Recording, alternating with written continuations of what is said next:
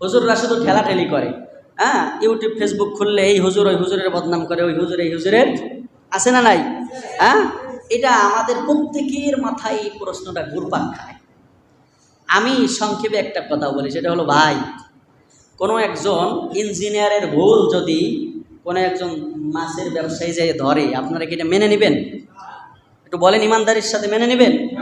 হ্যাঁ, একজন রাজমিস্ত্রি সে যদি একজন জিএম এর ভুল ধরে, তাহলে আপনারা এটা মেনে নেবেন?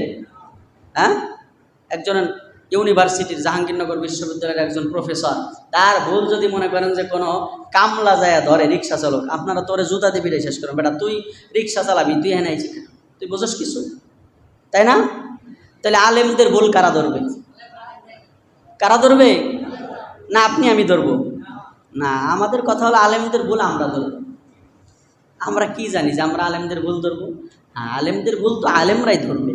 এই জন্য দেখেন, ওই যে বললাম যে তৃতীয় নম্বর স্টেপের যেই কথা, সেটা হলো, সময় বেশি হয়ে যেতেছে, তৃতীয় নম্বর স্টেপের যে কথা, যে কিছু